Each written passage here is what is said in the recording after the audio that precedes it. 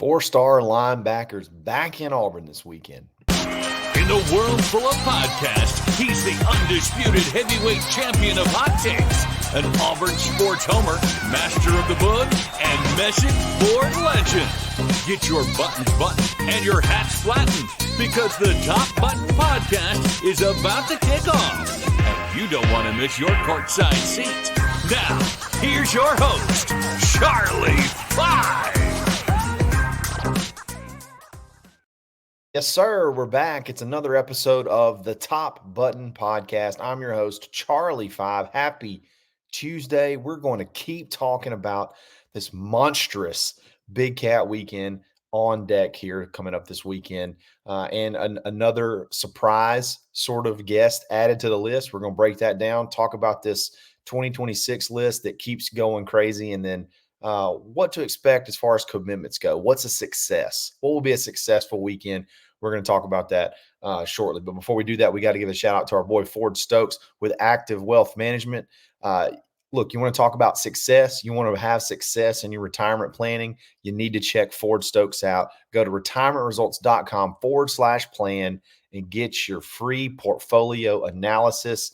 Look, he can maximize your security benefit. He can check your current system, your current plan, and make sure that it's going to carry you to retirement. He can put together a plan that will carry you all the way to your 95th birthday, and he'll do that absolutely free. You gotta reach out to him, if nothing else, just to check and make sure. That what you got is going to get you there. So check him out, Ford Stokes, retirementresults.com/plan. Tell him War Eagle. Tell him I sent you. Guys, sort of a surprise announcement yesterday. Tyler Lockhart, former Auburn commitment, four-star linebacker from Mississippi, says, "Hey, I'm coming.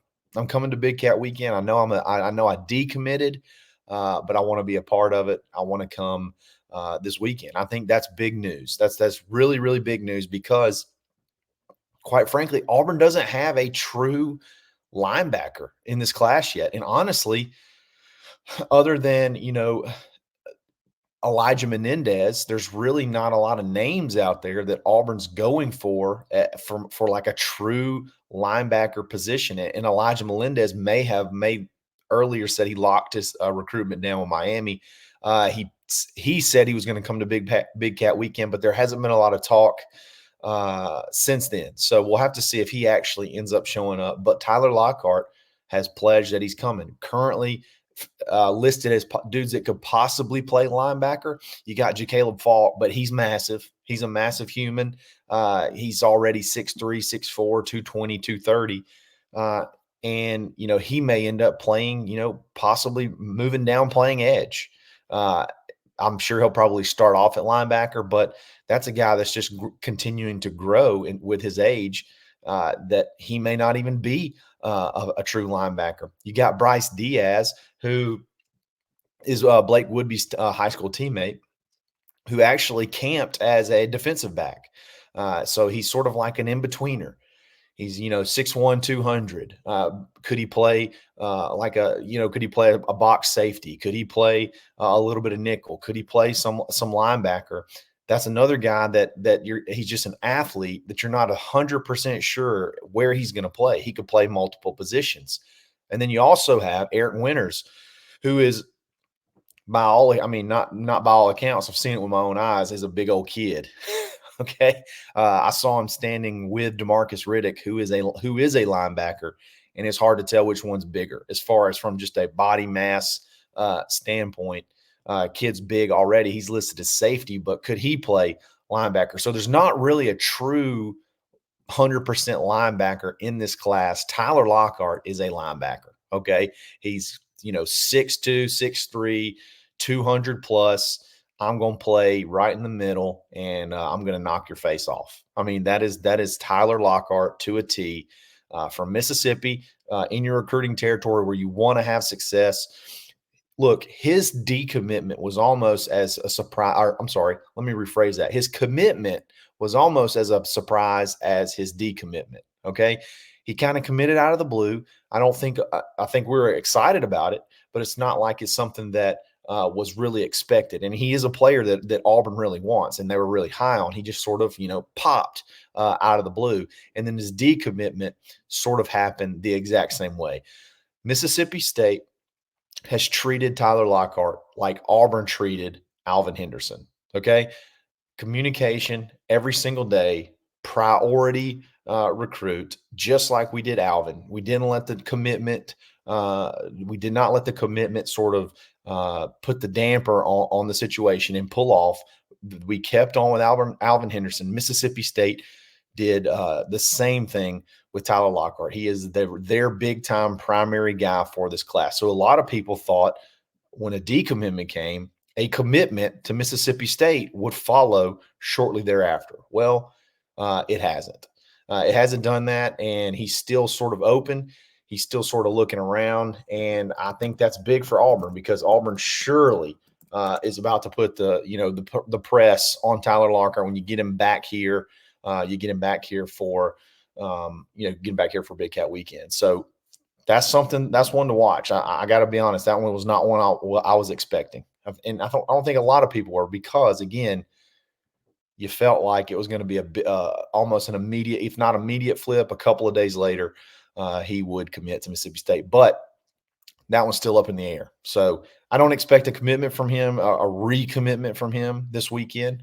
But I think Auburn's going to put the press on him and hopefully get it to where you could maybe have another a recommitment in the next couple of weeks, or at least snatch the lead back so that you can have a couple of visits during the football season and maybe lock him down a little bit later. So big news. Auburn needs that real true linebacker. They need a true linebacker in this class. And I don't really see from one of the top prospects, I don't really see the pathway outside of Tyler Lockhart or Elijah Menendez. Now, dudes pop up on out of nowhere all the time, so there could be someone, but that guy seems to be sort of top of the list as far as a true linebacker in the 2025 class goes.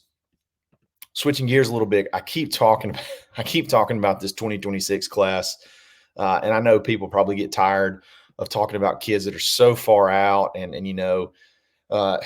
so many things can happen between now and signing day of 2026, but still, this is what you do when you recruit the correct way.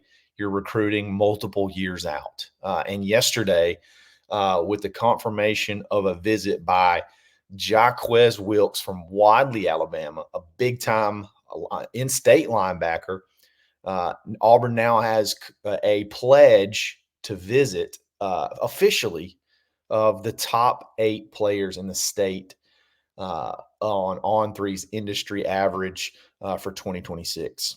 Let me go back and say that again in case you missed it. The number 1 through 8 top ranked players in the state of Alabama will be in Auburn, Alabama on Saturday. Okay. And Auburn is, other than maybe one where it's still going to be a battle, Auburn is either the perceived favorite or in the driver's seat for all 8.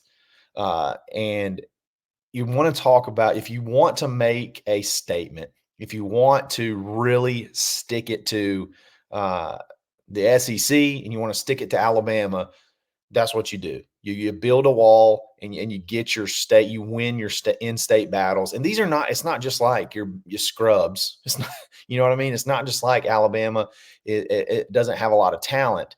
The 2026 class is loaded. Okay. The 2026 class is probably going to have multiple 5 stars in it. And it's loaded. It's loaded with high-end players, especially on the defensive side. Actually, they're almost all defensive except for Sadarian Morgan, who coincidentally is going to be the one that's going to be the biggest battle between Auburn and Alabama. So defensive recruiting in general, if you look at I think the class this year is sort of heavy on the defensive side currently.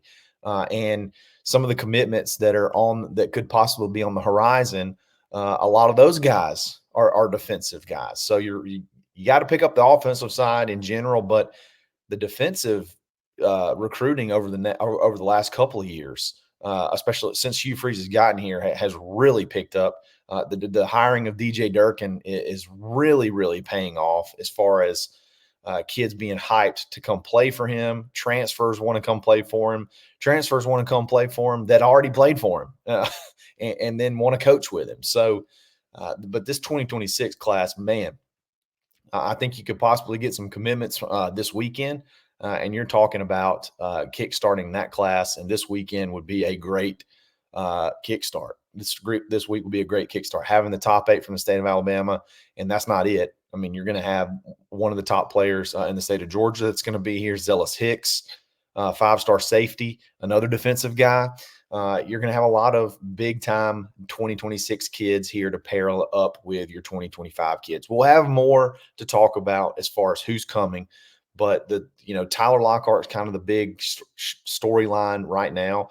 And then with the addition of Jaquez Wilkes yesterday, him pledging that he's going to be here, you've sort of locked in a pledge from the top 8 in the state of Alabama, and I think that's definitely something to take note of. It's definitely something that should turn some heads.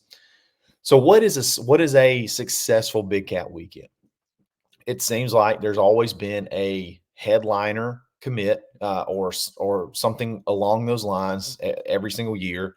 And I don't think this year will be any different. But what is a success? What is a success?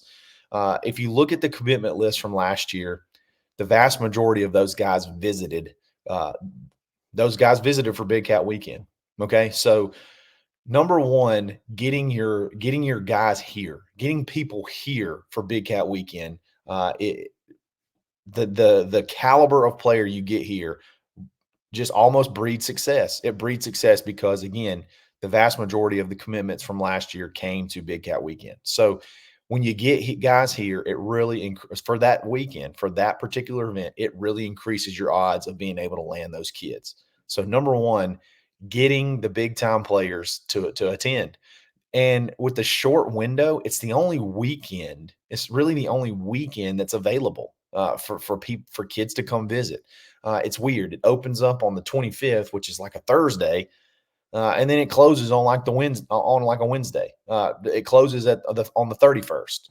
So you only get one weekend. So you're competing with a lot of different schools. Like there's Big Cat weekend isn't like it was an idea that only Auburn had. A lot of people have their big cookout weekend, their big cookout event on that weekend. So you're competing not only to just get guys here, you're competing against everybody trying to have their version of a Big Cat weekend. You've done it so well and marketed it so well that your in-state rival had to move their event to Sunday, I believe. So their cookout event is going to actually be Sunday. So that in and of itself is tough. Like to be able to make you're going after these top-rated guys. They got so many options, and they only have one weekend to do it. Just getting them to come visit obviously breeds its success because those guys, there's a high chance those guys end up in the class. So just getting guys here is big. Okay, then let's just be honest. You got to have some commitments. You got to have some commitments to call it a success. Honestly, you need to have multiple. You need to have multiple. If you only have, if you only have one in one of the classes, I think you'd probably be feeling maybe like you left a little meat on the bone. Now, if you have somebody commit like on Monday that was there, or they're sort of waiting for their graphic to be made, or they're waiting for their video to be made, whatever it is, I get that. I get that. But I think on Big Cat weekend, from like that Friday evening or Friday afternoon when kids start maybe showing up, and then the rest of the kids show up Saturday morning, and then I think some end up a lot of people try to stay till Sunday. From that Friday till Sunday, you need to have multiple commitments. I think that would breed a lot of that would deem it a success. And it doesn't necessarily have to be all from the same class. It could be multiple classes. If you have a couple 2026 commits, or you have one of each, I think that would be a success, especially with the caliber guys you're bringing in.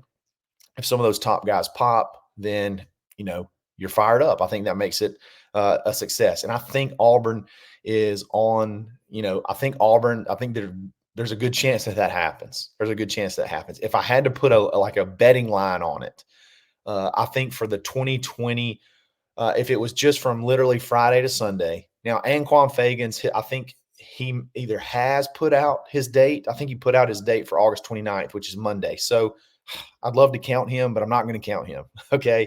Because I think he commits on Monday. Jared Smith, his date is out there. I think it's August 3rd. Okay. So can't count him either, even though he's going to be here. But if you're just talking about just that little weekend window, I think 2026, I'd put the line at 1.5. 1.5. I think if there's a possibility you can have 2 commits.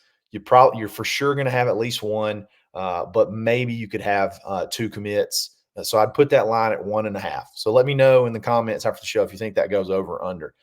For 2026, honestly, I think I'd put the line at 2. I really do. I think there's a really good chance for 2 commits. Almost probably almost a lock for 2, but I'm not 1,000% sure if there's a third one that could sneak in there. So I don't want to put it at 1.5 because I really do feel like there's probably going to be 2 commits from the 2026 class. But if there's one more that plays out correctly, you could have 3. So I think I'd set 2026 at 2. I think I'd set 2025 at 1.5. And I think if the over hits on, or if you push on the 2026 class, you're excited. And if you go over in the 2025 class, you're elated.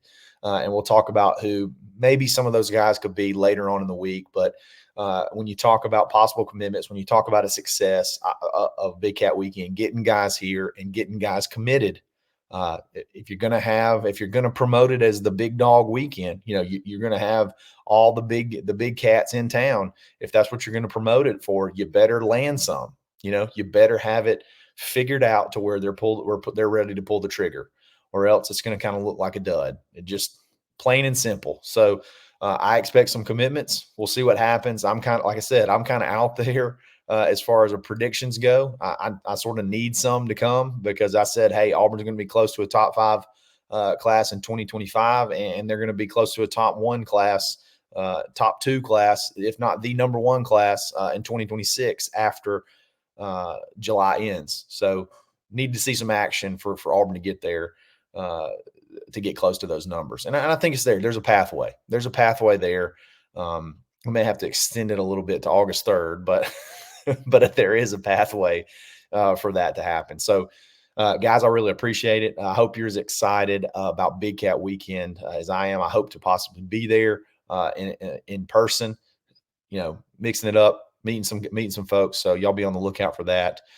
And if you like this video, like it. If you like this channel, subscribe to it. Hit that alert bell. You never know with the commitments coming. We could have some live updates when those happen, and you need to be alerted when it happens. Follow me on Twitter, _Charlie_5. We're going to get after it every single day and have some fun. Have some fun, boog out, and talk about Auburn, talk about recruiting, talk about football. And then when, basketball season rolls around, we'll be talking about basketball too. They have some pretty awesome schedule releases over the past few weeks. And once Big Cat Weekend's over and things sort of die down before fall camp, I'm sure we'll dive into that as well. But I really appreciate it. And we'll catch you tomorrow. It's another episode of the Top Button Podcast. Stay button. Thanks for listening, and drive home safely.